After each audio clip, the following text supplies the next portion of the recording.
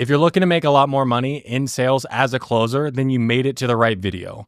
As someone who's closed millions of dollars in deals myself as a closer, but has also trained hundreds of closers to become the top 1%, I'll walk you through the 4 things you need to be able to master in order to level up your sales game, become a top 1% closer so you can be at least making $30,000, if not more, each and every month. Now, I don't leave anything up into the imagination. I cover how to get the best offer, the sales process, how to overcome objections, and everything in between. So pay attention, take notes, and let me know what your biggest takeaway is in the comments. Let's go ahead and dive into it. So I'm going to keep this minimum edits, just try to spit some hot fire. So take some notes and hopefully this is helpful. So when we're talking about like you becoming a top 1% salesperson and making a good amount of money, I'm just going to say at least 30,000 plus each and every month. If you're not looking to make that much, again, probably the video is not for you. But if you're looking to make 30,000 plus, then go ahead, pay attention, because there's 4 things you need to be able to master. Number 1 is going to be the who, the person you need to actually be in order to lead others to make that type of money. We have the opportunity, like what's the actual offer? What do you have to be selling to be able to have enough volume, high, like price point, all that stuff to be making that type of money? How do you maximize that opportunity? And then number 4, how do you make sure you're always leveling up? Okay. Now, the most overlooked and the most important part of all this is going to be the who, the person you need to actually be in order to be a top 1% closer, in order to be able to close 50 to 80% of the people that you talk to. Because in order to have mastery over others, because we're in the game of persuasion, we're in the game of helping other people get to where they want to go, having mastery over others, we need to have mastery over ourselves, because sales is leadership and the leader needs to lead themselves first. The best leaders out there are leaders by example. Because we were talking about somebody like Alexander the Great, he led by example. He did everything that he asked his men to do. That's why he was such a good leader. So if you're going to sit across from somebody and ask them to do things you would never do, there are going to be things that are going to come across with your mannerisms subconsciously that they'll pick up on, because there are parts of your brain that doesn't speak language, okay, but they speak emotion. They'll pick up on these things, and that's why people get gut feelings and people won't trust you, is because you're not acting congruency. They're not acting congruent. There's something off. So when we're talking about like you actually becoming the person who you need to be, I'll walk you through a quick little exercise so you can become aware. Step number 1 is you need to be aware of the person who you need to be, because I'm really big on selling to people's identity, creating a gap in their mind of the person who they are, how they've been showing up, versus the person who can get everything that they want, and making sure we put emotion to it, and making sure the person who they are is very painful, and the person who they need to be, that there is going to be gold at the end of the race. You know what I mean? So we need to do that to ourselves first in order to congruently have these conversations with other people. And again, there are parts of your brain that don't speak words, so this needs to have emotion behind it. So if I was in your shoes and I didn't have this vivid picture of where I was going, what would happen if I don't get there, I would spend a couple hours like really mapping it out, because this will help you have that extra level of congruence to take action on yourself. Therefore, you can help other people take action. So the first thing you need to do is you need to understand, where are you going? Like, what do you actually want in life? Now, I tend to want to have like a short-term vision and a long-term vision, but I would separate it into 4 categories. We got health, wealth, relationships, and spirituality. Again, there needs to be some emotion behind why you want these things. So let's say, for example, you're looking to make 30,000 per month. Okay. So that's going to be the wealth side of things. I would get a little bit more detailed on why you're wanting the 30,000 a month. Like, what does it actually allow you to do as far as like in the wealth range? Are we talking about like a car, a house? Like, what does this actually allow you to do? Okay. Then from there, like, where do you need to be health-wise, relationships, spirituality? This all combines together. So as much detail as you can actually put to it as far as your goal, the better it's going to be. The more vivid you can actually picture it, the faster you'll run towards something. On the opposite end, because I'm also really big on digging into people's consequences, this was what gets people to take action, because we need to have internal tension to get moving. Okay, so if we know we need to get that in other people, we also need to get that in ourselves. So also in very vivid detail, if you just stay the same of where you are now, same habits, patterns, mindsets, worldviews, what will this lead to for you? Okay, it's like, for example, my biggest thing that always drove me, especially when I was first getting into sales and moved from Kansas, moved to Miami, and did something that nobody in my family has ever done before, right? Leave the great state of Kansas. Is like I knew what I was running away from. And I knew if I didn't do something drastic, at least for me, like moving across the country, not knowing anybody, just getting a remote sales job and just saying, fuck it, that was drastic to all the people that I knew. Okay. So number one, change your environment, right? Definitely does help. But then the thing that was pushing me is I was deathly scared of being average. Because for me, I grew up in a small town outside of a big town, but there's always something in the back of my mind that I did not belong in this small town. And so there's always something like pushing me, like I can't be average. Because if I was, I knew that I would have to have the same type of conversations my dad had with me when I couldn't have something or we couldn't do something. So the feeling of restriction and feeling average, I knew if I didn't make a big change, those were going to be the feelings I would feel every single day. And I would have those same type of conversations, which is not something I'd be willing to have. So that, as far as like it chasing me, really allowed me to push and get outside of my comfort zone and do things that I didn't think was possible, as far as like waking up at 3 o'clock in the morning, every single day to make sure I'm hopping on certain type of sales training calls. Okay. So these are the things that can push you out of your comfort zone, because that's where growth is going to come from. So then once we have where we need to be and why we don't need to stay the same, or why staying the same is going to be painful, we need to then create two characters. The character who gets everything that we have in our dream, and the character who we are now, who stays the same and gets the bad outcomes. Okay. So we need to start to create a distinction between the two, and then understand the characteristics of both of them and start aligning ourselves with the new character. So create a character in your mind that is going to get everything you want effortlessly. Like how this person does it effortlessly. It's unreasonable, but that this new character gets and achieves the dreams that we laid out. And then define your current character. Being able to take a look at yourself and being real with yourself is really important. Okay. So what are your current strengths and weaknesses? Then when we take a look at the new character, what are their strengths that allows them to achieve the goal? And compare. What are your weaknesses versus what are their strengths, and see the things that you really need to work on. Okay. Now define what your current habits are, because really when we're talking about outcomes, it's just a result of the outcomes, the things you do every single day, your habits. So what are your good habits? What are your bad habits? Then when we take a look at the new character who is going to get to your goal effortlessly, it's unreasonable that they want to get to your goal. What are their good habits that allow them to achieve the goal that we had listed out? Then from there, we need to understand what are the fears of your current character. Okay. Like for me, my fears, when I'm talking about me stepping out into my new business, me actually training people on my own, there was fears that creeped up. And because I was aware of them, I could actually address them. Like me being off my own, everything's just all on me. And that created a bit of anxiety. But because I was aware of this, okay, I can actually address it. Then it's which of these three fears is a new character free from? Is your new character free from the anxiety, free from what happens if this happens, or the worldview, stress, whatever it is? What is your new character free from? Okay.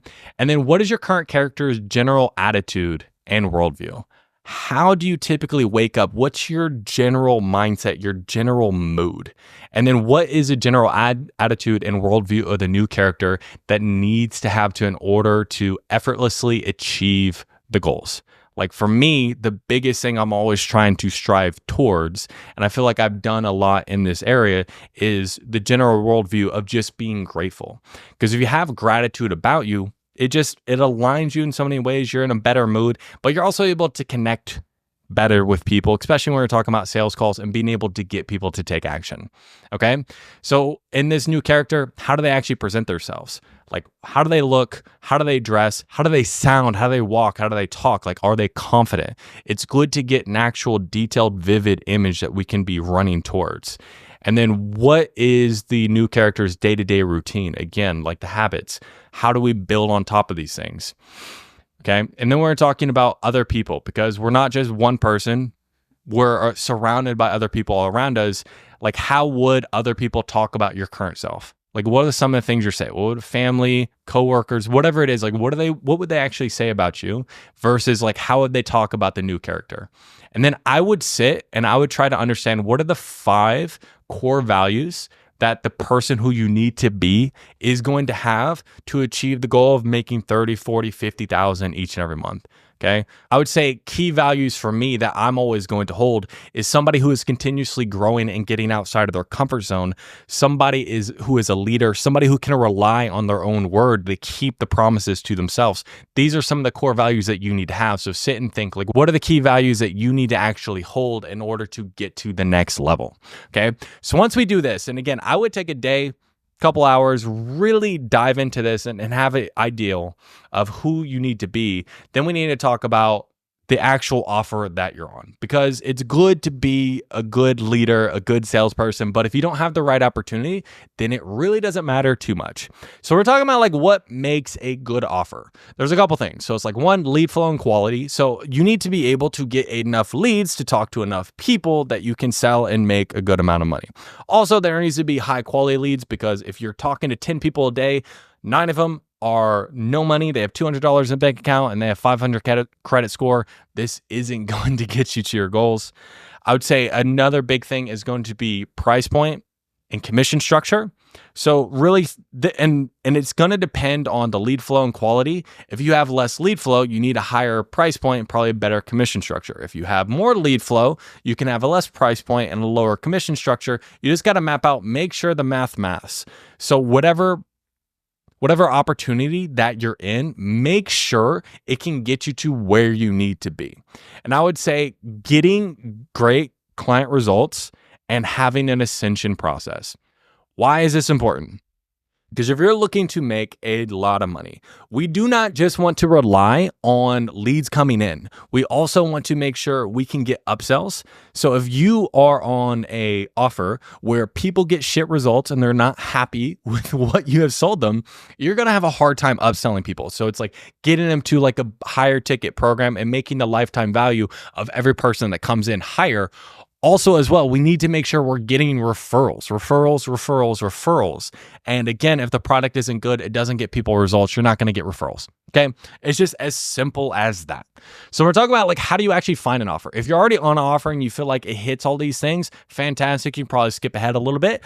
But if not, how do you actually find an offer? So these are going to be the 4 ways that I found personally to find an offer. And I've used all these ways to find an offer to start selling for, where I've at least made it 20,000 plus in each of these. Okay. So number 1 is going to be job boards. Now, job boards are a little tricky. I know a lot of people, especially in the high ticket closing space, are looking for things like on Facebook and in different areas. I've never, and I mean ever, found a good opportunity doing that the way. The only job board that I would say is worth your time would be something like LinkedIn. Why? Because the better companies, or the companies that are a little bit more legit, they will be posting on LinkedIn. It's going to be a more professional profile, more professional job board. If you do not have any type of experience, it's going to be harder for you to get jobs on job boards. So I would say maybe cold outreach is going to be better until you get more experience up, because especially if you're brand new to sales, you might need to start off as either 1, you start as a closer for not a good offer until you get the experience to then hop on a better offer, or 2, you start as a setter in a better offer and then you work your way up to being a closer. So we're talking about job boards. This is exactly how I would do it. Okay. So if we take a look here, this is going to be LinkedIn. I would type in something like closer, sales rep, something like that in the United States. And then I would find an offer that looks like it's from a good company, and you just go ahead and you apply. It's pretty freaking simple. Ad Outreach, good company. I used to work for them. Okay. Again, this was years ago. I know nobody at Ad Outreach anymore. Okay. So don't ask for the hookup, but I would apply, number 1. And then once you apply, go to their page. And what you're going to do is you're going to find somebody that is in the hiring process and reach out to them personally. So what you do is you click on the actual Ad Outreach for here, you click on their page, and then you go to the people, you go into jobs, or no, You go into people. Yeah. You go into people. And it's going to list people who are working at this company on LinkedIn. So what you can do is you'll find somebody. So we got the founder here. This one is a chief operating officer. This person probably, if I can't find like a sales manager or something, would be the person I'd reach out to. So we got like a closer.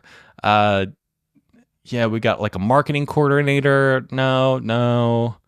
I'm a senior direct response, like copywriter. No. So you want to find somebody who would be in the hiring process, or at least close enough. Because like what you'll do is you'll just click on their profile, and then you would just message them.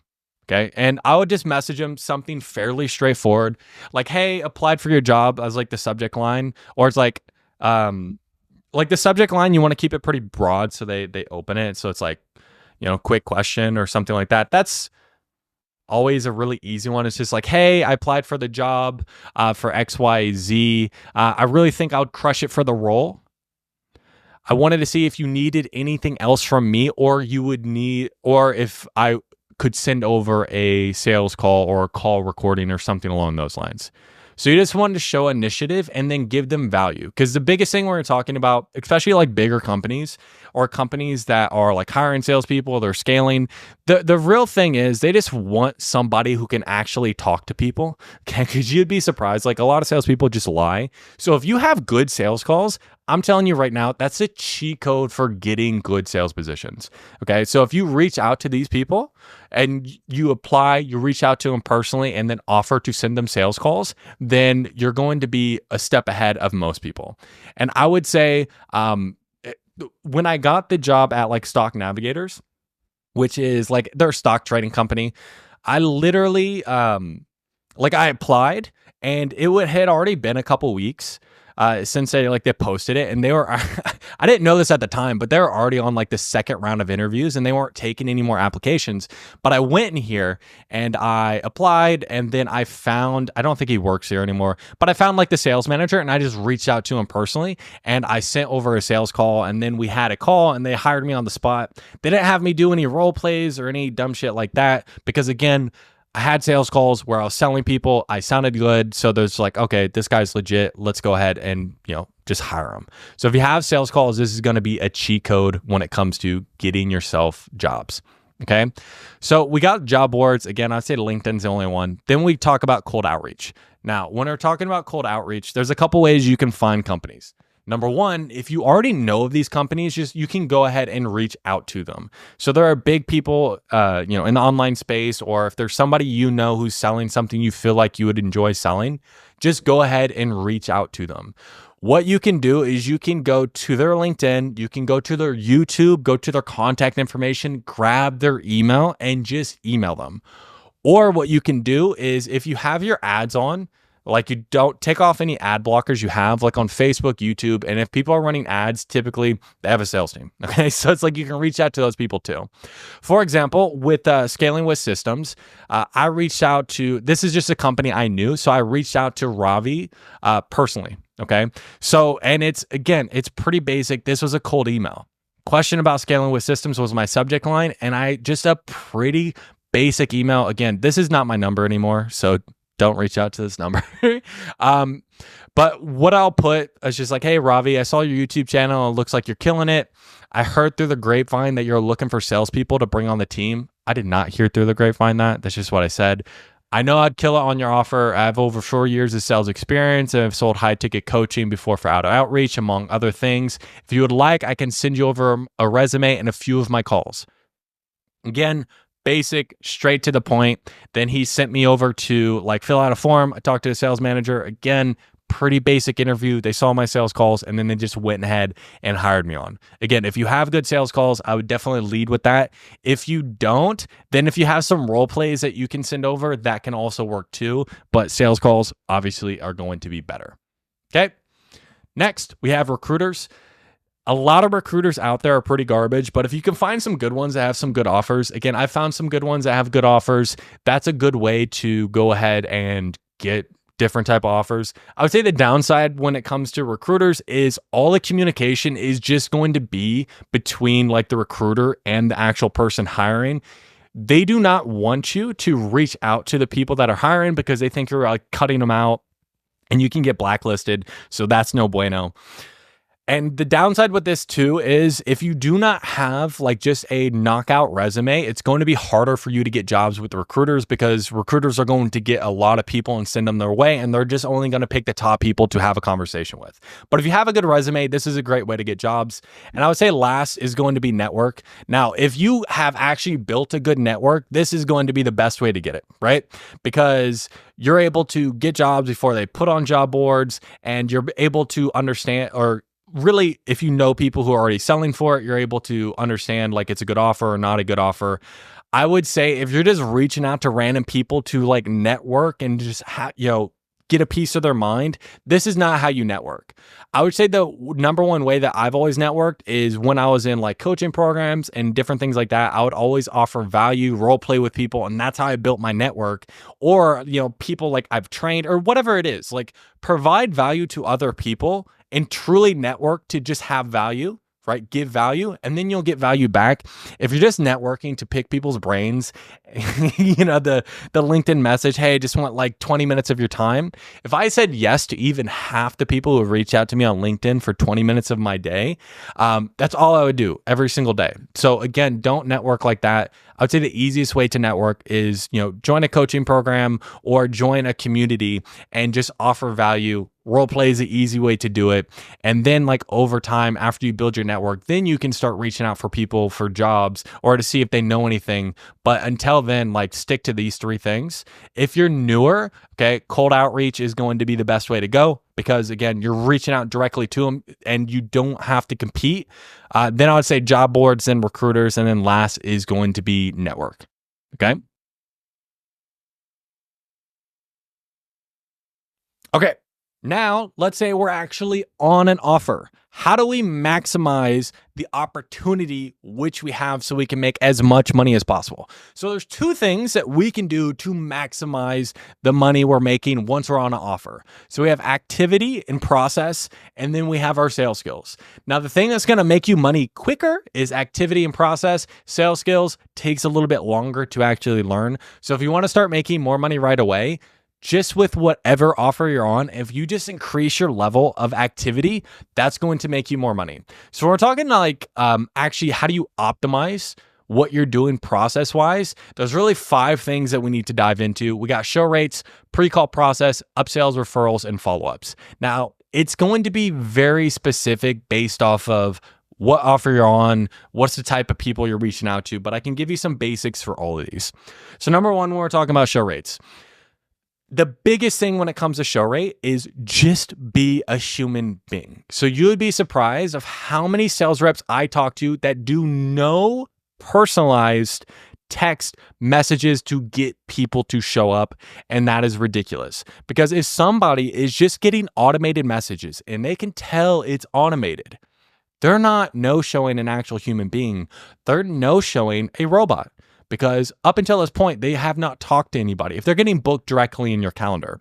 So what you need to do is you need to personally either one, text or give a voice note, better than just a text, a voice note to every single person who books on your calendar. Provide them some type of value.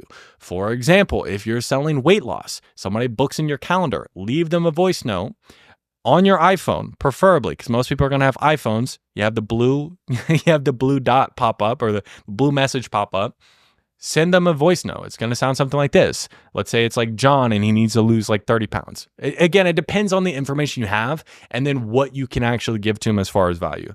But it's like, you just going to want ahead and leave him a voice note like, hey, John, this is just Christian Polk. I'm over here with XYZ company.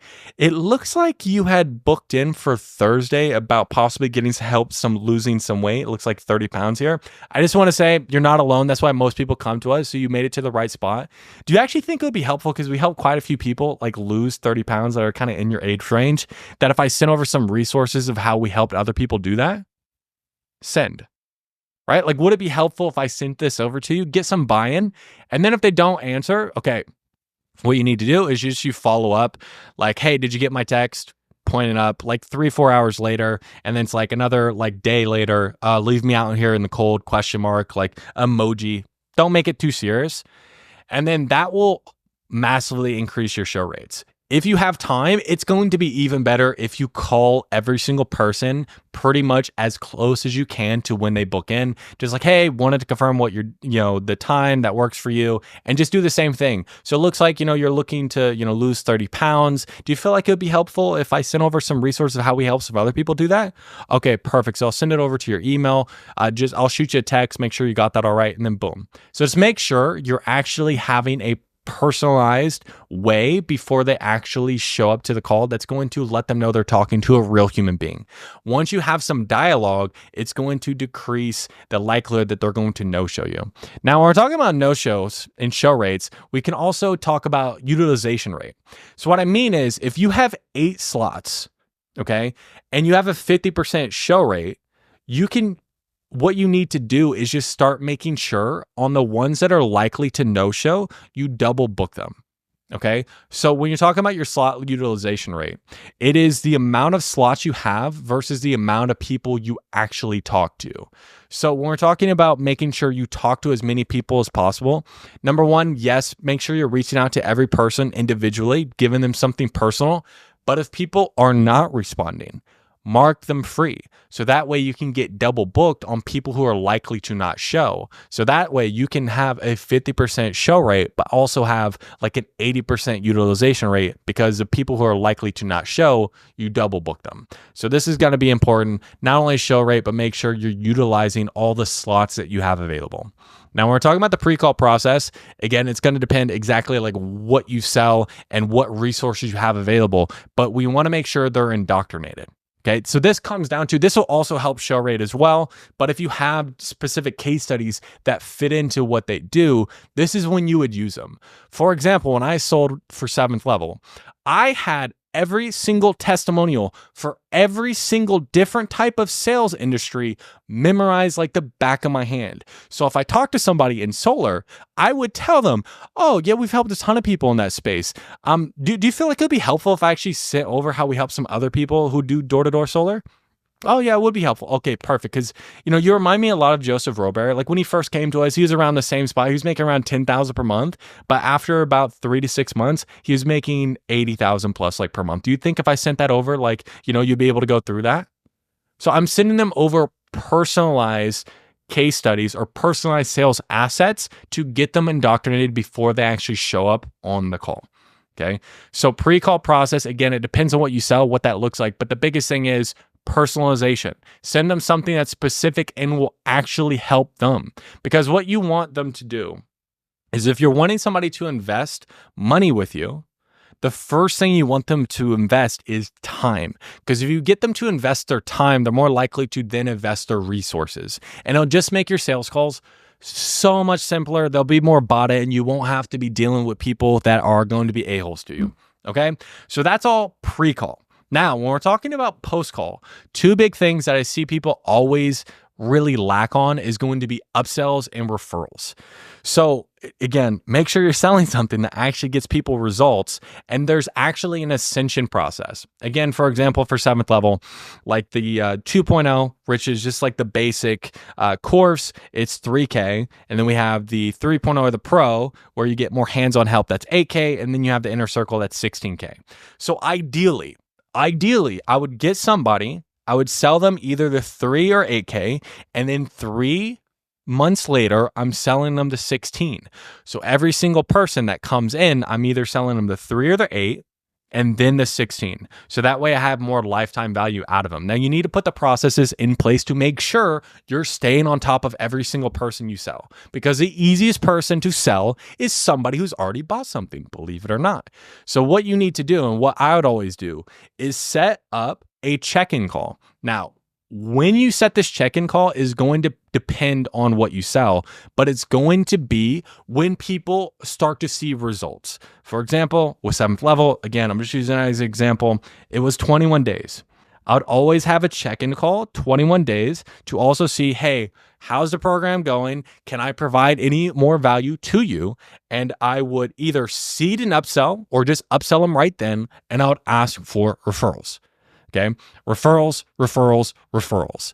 This is something that I just don't see a lot of salespeople doing, is just asking for referrals. Referrals close at a higher clip, at least 50+%. Okay. Even if you're not that good at sales, because they're more bought in because they heard it from someone else. And these are just free sales that you're leaving on the table. And what will happen is, if you, again, put it in the process, if you have follow-up calls with people and you start seeding up sales, and sometimes, again, when you hop on the call, they're not going to have referrals to go off of. But if you start seeding these things, and again, another 2 weeks go by and you ask again, you'll start to get names. And then again, if you're selling 10 people, and you get 3 referrals each month, and you sell 2 of those people, then now you got 12 sales. And then it just starts to compound, because then you're going to ask those people who came in as referrals for referrals. People who came in as referrals are actually more likely to get referrals. So that it really starts to compound on itself. That way you can go from like 10 to 15 to 20 sales each and every month, just because you create an ecosystem around yourself. And this is also going to come down to your follow-ups too. Okay. Making sure you're following up with people. Now, when we're talking about following up, I typically am only going to follow up with people who are like money logistical. Like, they legitimately just don't have the money. Like, I'll follow up with those people, because people, again, if you keep them in your ecosystem and you did a good job on the sales call, they will find the money. Okay.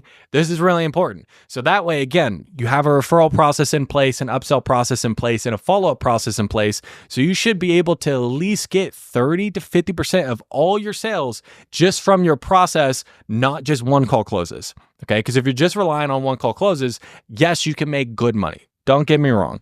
But if you're looking to make 30, 40, 50,000 each and every month, it's about having an ecosystem around yourself too. Not just being really great on the calls, because you need to be really great on the calls for everything else to work better. But if you want to have an ecosystem around you, that's how you take it to the next level a lot quicker. Okay. Because these are something you can just do right now. Just start calling people, following up with them, asking for referrals, asking for upsells without being any better at sales, and you'll just make more sales in general. Okay. So then we actually talk about, how do you actually show up on calls? So this one is going to be the most important. Okay. Because we have our sales skills. So we talked about like everything outside of what you do on an actual sales call. Now let's talk about, what do you do on an actual sales call? So the biggest thing is, how do you actually show up on calls? So number one is, we need to have good state management. So when you are on a call, you should have complete focus on the individual that is in front of you. So how do you do this? Okay. So this is from Tony Robbins, as far as like, how do we manage our state? So he has our physiology, our focus, and then our language, because there's language we can use to make sure like we're in the right state, making sure our focus is in the right spot and our physiology is in the right spot. So we're talking about physiology. Okay. What are you doing to make sure that you're showing up to the best of your ability? Are you getting good sleep? Are you getting out in the sun? Are you exercising? These are all really important. Again, you got to treat yourself like you're an athlete. You are a mental athlete. You're showing up on calls and you need to be able to perform. You only make money if you perform. You're an athlete. So making sure you're doing all the things that you need to do. Now, we're talking about also showing up as an authority. Being an authority in a sales call is really important. How can I have the physiology of somebody who is an authority, who is confident? So some people, they need to stand up when they sell. Some people need to lean back. I'm somebody who, if I stand up, I'm aggressive as fuck, right? And I'll start getting combative. So it's like, I know for me, I can't stand up when I sell, but other people who tend to be a little bit more meek in their selling style, standing up is going to help them a lot. Now, when you're on the call, where's your focus? Is your focus really about being present and being curious, or is it just about getting the sell? Okay. It needs to be about being present and being curious. That way you're going to come across in the right way. And then the language, are we using language of an authority, of somebody who's being present, of somebody who's being curious? Are we using that language? Because the biggest thing, especially when we're talking about tonality, because this is something I get questions with a lot. Like, how do I get better with my tonality? Tonality is pretty simple if you're good at your state management. Okay. What do I mean? So if your physiology is somebody who is, for example, we need to come across curious. If your physiology, if your facial expression looks curious, it's hard not to sound curious. If your focus is truly trying to understand, where is this person coming from? Again, focus in the right spot. You'll come across more curious. And lastly, you can start using curious language. I'm curious. what's going on here, right? We can start using that language too. So make sure you be present and you are curious. And then also like be an authority on your calls, be a leader. So we're talking about being an authority, be a leader. Again, look like an authority, look like a leader. Make sure you're dressed right. Make sure you have a good background. Make sure you're coming across as a confident person. Again, having your physiology, having your body language. Make sure you talk with your hands. Okay. People who are authorities, people who are leaders, they'll talk with your hands. And again, I'm just covering the basics. Once you get these things down, like 80-20 rule, like that's where most of it's going to come from. Okay. Then let's talk about what do we actually say when we're on our sales calls. Okay. So if we take a look here, let me go ahead and let me move this around a little bit. Okay. That's probably good. Okay. So when we take a look here of why 99% of salespeople are stuck. So really when you're talking about on sales calls, people are like locks and there's levels to it. Because at first, when you're just learning sales, you're following a script, you're basically a fucking hammer. You're just hoping their block is weak enough that you can bust it wide open. Now, when you start to get a little bit more conversations under your belt, you become more of an order taker. You're making like $4,000 to $8,000 a month. You follow a script, but you can pivot. You fall into people's frames. So sometimes this key works, other times it doesn't. So what you need to get to is at the point where you can close absolutely everyone. You're actually a lockpick. So you have a process, but we need to make sure it adapts to every individual because we are talking to people at the end of the day. Okay. So do not put people in boxes. Have the conversation you're having, not the conversation you want to have. This is going to be super important. Okay. We need to be able to connect with people in order to start to shift their behavior and shift their beliefs. Okay. We need to be a leader. Okay. We need to read people and have a deep understanding of human psychology. Okay, we're not too passive. We're not too aggressive. We're closing 75% of the people I actually talk to, growing, all these good things. Okay, so this is where we need to get to. So we're talking about the actual process. Let's take a look here. Okay, now again, this is just going to be an overview. I definitely go into a lot more detail and more of my one-on-one clients, but just so we can run through it. Like number one, when we're talking about opening the call, the first thing we need to understand is like, why are they actually here? Now, something that I don't do and I don't recommend is having some type of agenda or frame of, hey, this call is pretty basic, or, I'm gonna ask you a few questions and you're gonna answer. And at the end, I don't do no's or I don't do maybes. It's either yes or no. Like, all this stuff's bullshit, okay? It makes people painfully aware that they are in a sales conversation, okay? So what you need to really prioritize above everything else is number one, being a real person, being conversational, and not accepting bullshit and getting to real pain, okay? Because people will lie to you if you allow them to. So number one, like, why are they actually here, okay? Okay, what are they actually looking for help with? So I'll just run you through, let's say fitness, for example. Okay. Why are they here? Looking to lose weight. What are they actually looking for help with? Let's just say they say, oh, I need help eating the right nutrition and workout plan. Okay. Why are they looking for that help? This is really important because it's going to tell you a problem. Oh, because I'm overweight. Fantastic. Came to the right place. Okay. And you need to be able to not accept bullshit with this, like be direct. And if you need to, like, just make sure you are getting real answers. Then from there, you need to understand, okay, what are they doing now? How long have they been doing that? Why are they doing that? And then we go into what is their problem? What are they missing? This person's overweight. Why are they overweight? What's missing with their current fitness, like their workout or the way that they're eating that's causing them to be overweight? They need to admit that they have a problem and they need to admit that they are the problem. Okay. For example, if I ask somebody, hey, what's missing in your nutrition or the way that you're working out that's causing you to be 30 pounds overweight? Like, what do you feel like's going on? Oh, well, I'm just getting older. Can you help them reverse their age? No, you can't. Okay. So you need to be able to sideswipe these things and get them to admit that they are a problem. We need them to get the problem is internal. So we need to do that through questions. And then we need to probe and make it hurt. Understand why people change. People change because of pain or the fear of future pain. So if it does not hurt, people will not move, most likely, right? You'll always get the lay down, but we're not here just to close lay downs. And from there, we eliminate the next best alternative, get some commitment in them actually doing something. And then we want to dive in on their buying decisions. So the two biggest things that you need to help people do is eliminate their limiting beliefs and be able to shift their identity. Okay? Because these are the two things that hold people back. Them not being the person who they need to be, or a limiting belief, fears, whatever it is that is preventing them from taking action. For example, if they are not willing to get resourceful, they feel like, oh, I only pay for something if it's below a certain amount. That is a limiting belief. So I need to flush these things out and eliminate these limiting beliefs before I drop the price. Because if I drop the price, that's when fear and everything kicks up, and it's going to be a lot harder to overcome those objections. You still can, but again, it's going to be easier. And then we need to create a gap in their identity. So just like we did with ourselves earlier of like, okay, what do we want and who do we need to be to get that? Where are we at now? And what if we stay that same person? Who are we currently? We need to have this conversation with them. And if we're able to do that, like people legitimately will thank you, right? Like what they did with Jared here for having that conversation, because it's the most real conversation they've ever had. Then from there, you need to understand like, okay, what do they actually need to get there? And then when we future pace, we want to understand what their goal is. Okay.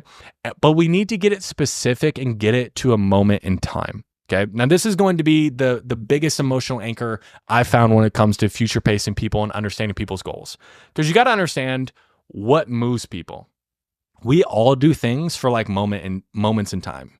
For example, let's just, if you pick one of your goals of like, what do you want? Like, 30,000 per month is going to help me like buy a new car. Okay. Want a new car. I just bought a Porsche for my girl. Okay. I really enjoyed doing that. But now, honestly, it doesn't really evoke as much emotion. The most emotion I got is when I first, it pulled up and I gave her the keys. Okay. So it's that moment in time that I want to get to in other people, because that's where the most emotion is. And if I can make it vivid and really let them paint a picture in their mind, like that's what's going to allow them to really have a good emotional moment, an emotional anchor. For example, if I was talking to myself, it's like, okay, so if you really had to picture it in your mind, you being able to give your keys to your girl and seeing the look on her face when you pull up with that new Porsche, like how would that feel? Like, boom, that's the emotion we need to get to. Then once we get to that emotion, we rip it away, okay? We get into consequence and we make sure we rip it away and really dive into the deep as far as our consequences if they don't do anything. Again, we need to have a gold medal and something we're running away from. Just for ourselves, we have it for other people too.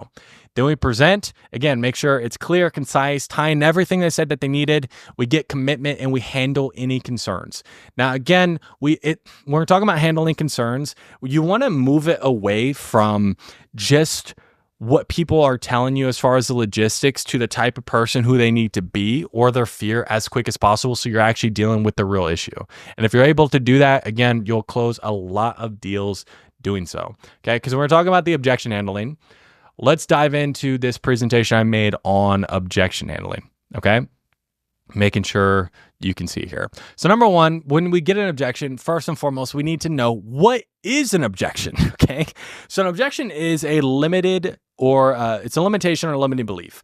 This can be induced by how we're selling that can create uncertainty or come across in the prospect psyche, or it can just be something previous. Again, you're only going to be spending like 30 minutes to an hour with this person. They could have some limiting beliefs from their childhood that you're going to have to deal with.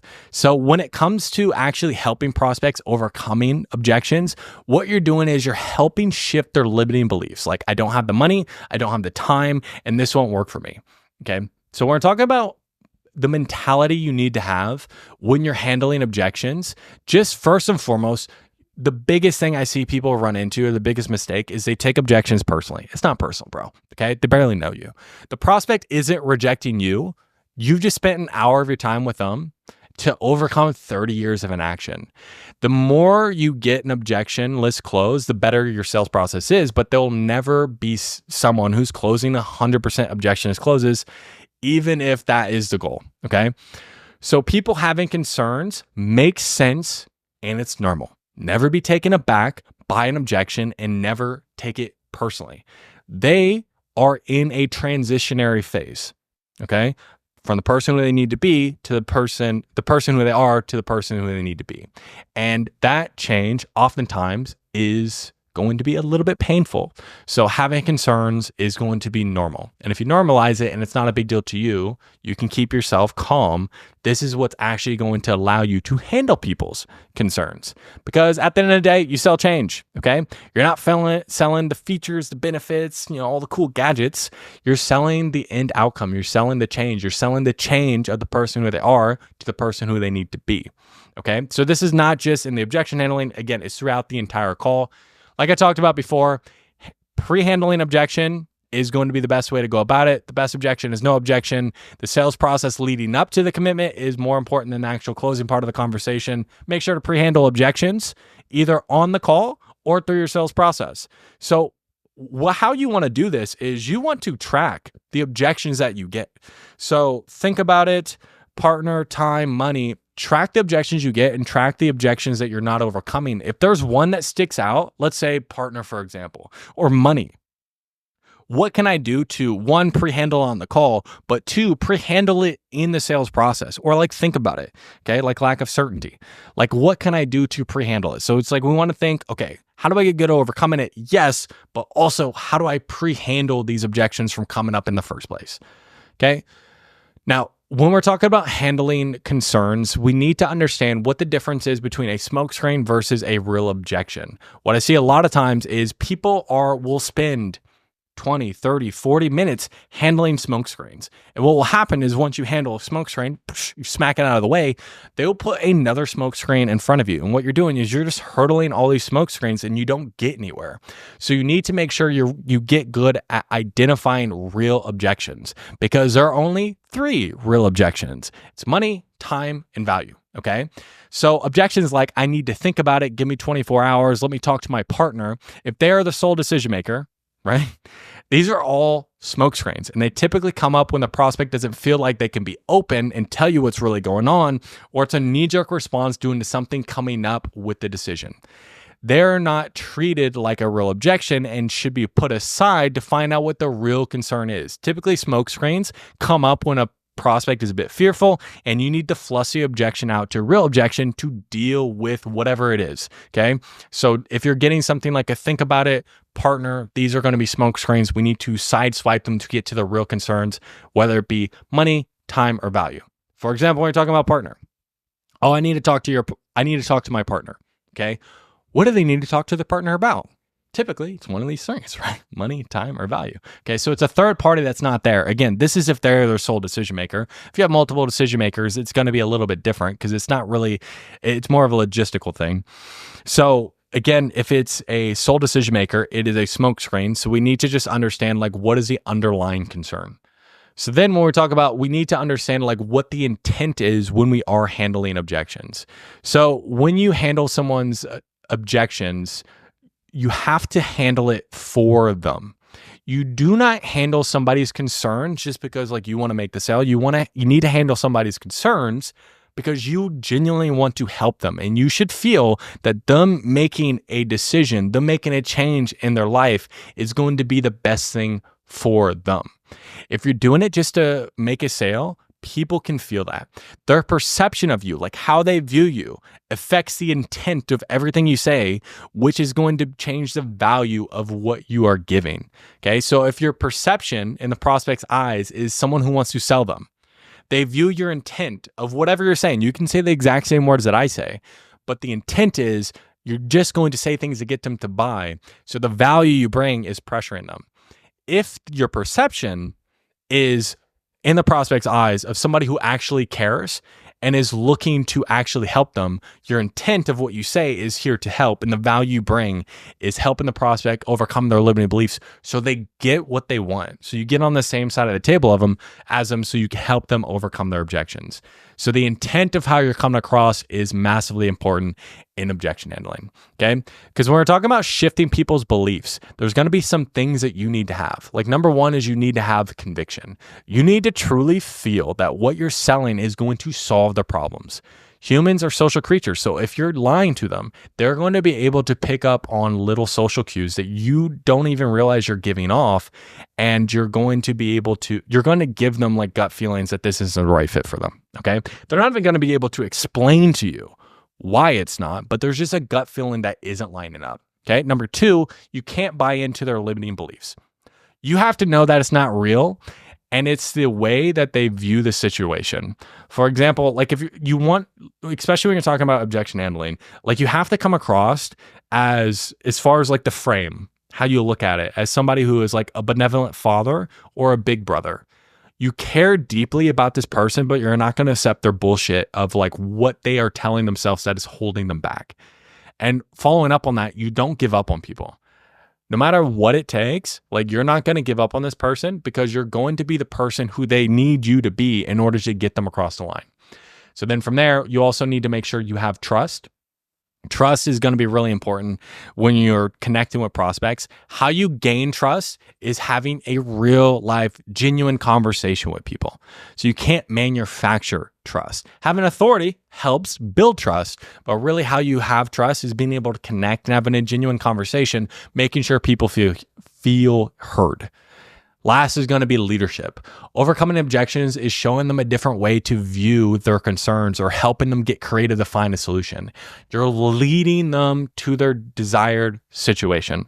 Okay. So again, you are a leader, especially at the end of the conversation. There's going to be a lot more leadership that comes in the sales process. Okay. So you're helping leading them, and you're going to ratchet up your energy to, at the end, again, if they're having a hard time overcoming it, to like daddy's home energy. Okay. So like it ramps up, and there's going to be more and more leadership as the objection handling continues. So we're talking about actually how do you deal with smokescreens. First, you cannot deal with smokescreens like you're handling a real objection. Like I said before, it's just going to go in a circle. We need to actually flush it to an actual objection: time, money, value. It's pretty simple. Here's an example. Okay. I need to think about it. I'm sure we've all heard this, okay? So when you're having that conversation, again, don't get flustered, pause, take a bit of time. What I always do when somebody gives me an objection is I drink water. Why do I do this? Number one, it allows them to sit with the objection they just gave me. It allows me to slow myself and then start having the conversation we need to have. Because when somebody is giving you objections, understand typically their brain is sped up, so we need to get them to slow down. And how we do that is we need to pace them. And we need to slow down to get them to slow down. So they tell you, oh, I need to think about it. Okay, drink a little bit of water. Yeah, that's not a problem. Just so I can send over the most relevant information over to you, what do you feel like you need to go over in your head just so I can help?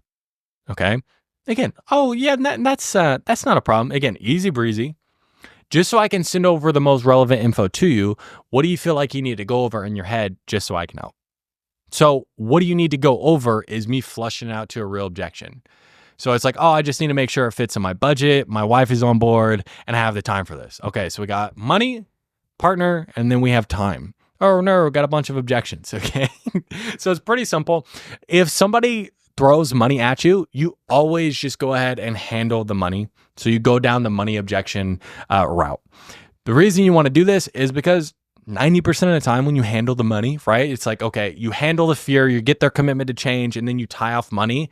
Everything else flies out. Now, if you are handling this, like let's say it's like budget, partner, time, you go through the money, but they're like, oh, I still don't know if I have the time. You go through, handle the time, and then you handle the partner. The reason you typically want to handle partner last is because you need to shift the responsibility and get them to take responsibility for their own actions. And we can only get them across the line, get the third party objection out of there once all objections are taken off. Okay. So if we try to handle partner first, but then we're just going to run to, oh, but I don't have the money. And then we're going to try to handle money. And then the partner's going to come up again. No, always handle partner last, just for rule of thumb. Okay. So framework on how you actually handle a real objection.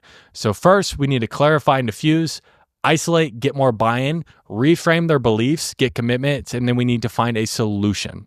Okay. So when we're diffusing the objection, we need to make sure they let their guard down.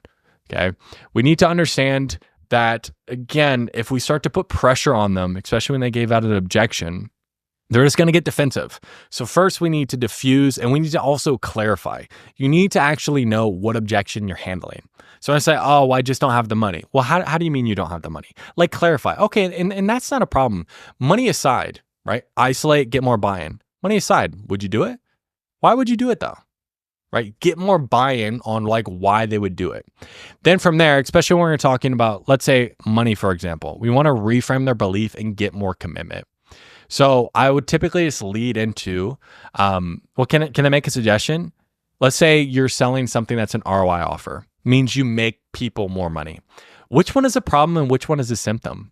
They're going to say like, oh, what do you mean? Well, I mean, if you had the right skills to be able to wholesale real estate, making $10,000 per month, would you be running into this money issue?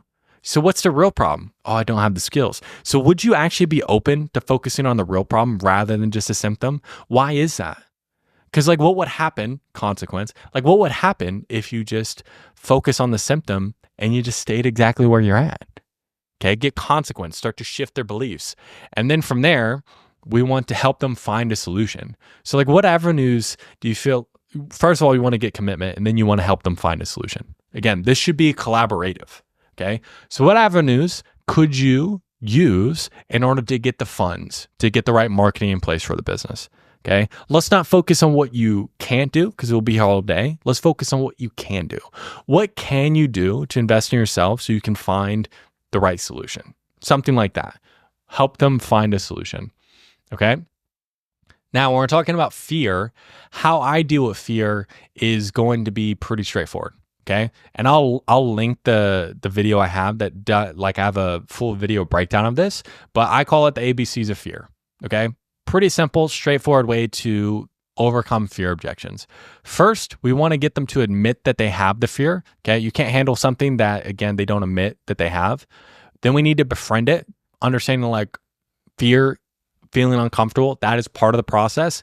And then we want to convert it into something else. Okay. So typically how I'll do this is like, once we go through money, like, oh yes, I can do it, all this different stuff. And then they're still just for whatever reason, like, oh no, I just need to think about it. I'll just bridge right into fear. And it's going to go something like this. Okay. First, we're going to get them to admit it. Yeah. I know taking a leap is, I don't want to say scary, but it's a little bit scary, right? Now, the reason I say it like that is because like, I don't want to say scary, but it's scary. And that is just a very soft way of getting them to admit that it's scary. Never had anybody say, oh, no, it's not. Okay. It's like, oh, dude, I get where you're coming from. I've been exactly where you're at before. Like what you're feeling right now is exactly what you're supposed to feel, because who grows inside their comfort zone? Now we're befriending it. Oh, nobody grows inside their comfort zone. So it really just comes down to this feeling isn't going to go away. We just have to decide, what do we do with this feeling? Because we have two options. We can let this feeling restrict us, or we can shape it into taking massive action. Which one would you rather do? Convert. And typically when I'm in fear objection handling, I'm going to give them two options because again, the brain's sped up. They're not thinking critically right now. There's fear, all this stuff. You want to slow them down and give them easy options to choose from. Okay. Do you want to shape it? Or do you want to allow it to constrict you or shape it into taking massive action? Oh, well, I want to shape it. Why is that? What happens if you don't? Consequence. So who do you need to be in order to make sure you are shaping it? Okay. So this is just an easy framework you can use to make sure you're dealing with fear. Okay. And here are some practicing and improving your objection handling. I would say the biggest thing that helped me was just live calls, like just talking to people. But if you don't have a lot of calls, role play is a great way to overcome and really help make you think on your feet. Like that's where a lot of this comes from. You just need to not run out of things to say. So if you're role playing with somebody, just have them be a prospect where they cannot say yes to you no matter how much you do. Like go for at least 30 minutes and just make it hard on yourself. Like tell them to be an a-hole a little bit. Okay. So when you're really going through these role plays and you start to get a good handle of how do you deal with somebody who's a bit more combative, then you'll get better at, dealing with, normal people. Okay. So it's like you practice batting practice with the weight on. So then when you take the weight off, you're just able to hit a lot farther. Seek feedback. So listen to your own calls. Okay. So yes, get coaching, but the person who you need to be coaching is yourself. So listen to your own calls because you're the only one that knows your thought process of what you did. So if you had a certain thought process and you went down a rabbit hole, objection handling, this is in your calls as well. It just didn't pan out. Then you just understand like, okay, how can I go about this better? Okay. Then you can always be learning Human persuasion is a never-ending learning experience. So, mentors, having a coach, getting feedback, this is always something you should be doing to get to the next level. And that brings me to, how do you keep leveling up, right?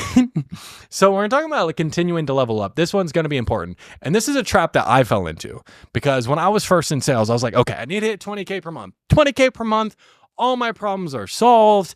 Once you hit 20K per month, you realize it's really not that much money. But, when you're fresh out of college, kid from Kansas, just moved to Miami, 20,000 sounds like a lot of money. So then once you hit it, if you don't create a new vision, then you pretty much stagnate. And this is what happened to me. And it wasn't until I just had that realization of I needed to continue to raise my standards, that if I continue to just be okay with 20,000 per month, there's no way I'm going to continue to get more 30, 40, 50,000 per month. So you need to be able to make a new vision. So let's say right now your vision is 30,000 per month. And if you do everything I tell you in this video and you really take it seriously, genuinely take it seriously, you're going to hit 30,000 per month, bro. Once you hit 30,000 per month, you don't quit. Now it's okay, what do I need to do to get to 50,000 per month? Okay. Because the biggest thing is, I always hear hey, don't compare, don't look at what other people do. And I think that's bad advice. Don't compare oh, this person is here, I'm not there, therefore I am bad. Because you're placing judgment on yourself. It's just going to make you feel bad. But be aware of what other people are doing. And being aware really just puts everything in perspective and lets you know that there are different levels to it. So for me, it wasn't until I understood that there was somebody who I learned from who was making 100,000 per month and was closing 90% of the people they are talking to. It wasn't until I was aware of that I even knew that was possible. Because when I first got into sales, I was in a SaaS role where it's hey, if you're closing 30%, you're on top of the world. And then I find this other person who's closing 90%, making more money than anyone at this company is. So it's okay, that's possible. But if I compared myself of okay, I'm not him, and I just feel bad about myself, that's when we're doing too much. So be aware of what is possible by what other people are doing, but don't compare yourself that you're not there yet. Just know that it's possible, and then do the things that make it unreasonable that you want to be able to get there too. And then learn from people who are where you would like to be. So what I did is I found this person who's making a ton of fucking money in sales. And what did I do? I paid them a ton of fucking money so I can make a ton of fucking money in sales. That's really what it came down to. And again, I didn't just stop with him. Also, always books and different mentors and things like that. And then I was able to create my own style. But it was once I was aware, then I'm okay, I know this is possible. Let me learn from people who are there. So if you're okay, I know it's possible to be making 50,000 per month, learn from somebody who's done it or taught other people to get there. That's really what it comes down to. And then once you hit this other goal, let's say 50,000 per month, what's the next goal? For me, okay, 50,000 per month, we got active income, and then I also want to get into real estate, get more passive income in place. So once I get my business to 100,000 per month, okay, there's always going to be that next step. How do I get it to, 200,000, 300,000, 400,000, 500,000? There's always another mountain to climb, and climbing the mountain is the fun. Once you get to the point where it's okay, climbing the mountain is the fun, that's when it really just becomes a cheat code, because you just do it for the love of the game. Me personally, I love sales. I love teaching people. I love building the business. So it's yeah, I hit new milestones 50, 60, 70,000 per month, but it just came to, I really enjoyed climbing that next mountain. So that's really what it comes down to. So if you find this helpful, go ahead, leave a like, subscribe, and let me know what else you want me to go ahead and cover. I'll see you guys next time.